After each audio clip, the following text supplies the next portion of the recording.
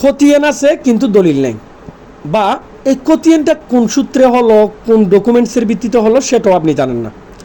এখন প্রশ্ন হলো করণীয়টা কি?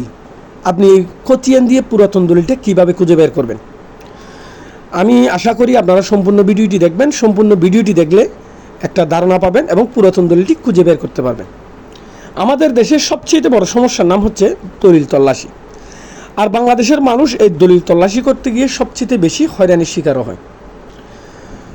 অনেকের কাছে দলিল নাম্বার থাকে না, অনেকের কাছে বা দাতা গ্রহীতার নামও জানা থাকে না, আবার এই ধরেন কত সালের দলিল এ সমস্ত কোনো ধারণা থাকে না, কিন্তু রেকর্ড আছে বা খতিয়ান থাকে। কিন্তু এই খতিয়ানের সূত্র ধরে কীভাবে আপনি পুরাতন দলিল পর্যন্ত পৌঁছাবেন, এটা আসলে একটা গুরুত্বপূর্ণ বিষয়।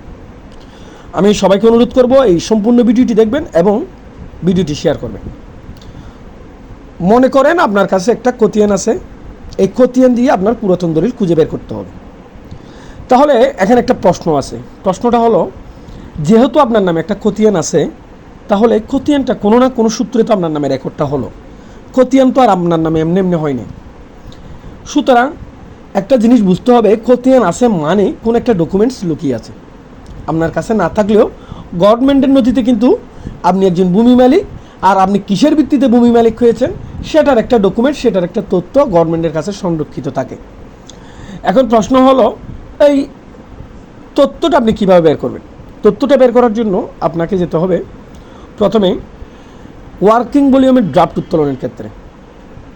ওয়ার্কিং ভলিউমের ড্রাফট উত্তোলন হচ্ছে, ওয়ার্কিং ভলিউমের ড্রাফটের মধ্যে লেখা থাকে মূলত যে খতিয়ানটা কিসের ভিত্তিতে আপনার নামে রেকর্ডটা করা হলো, এটার একটা খসড়া গভর্নমেন্টের নথিতে অন্তর্ভুক্ত থাকে। সেটা খোঁজার জন্য আপনাকে জোনাল সেটেলমেন্ট অফিস বরাবর যোগাযোগ করতে হবে।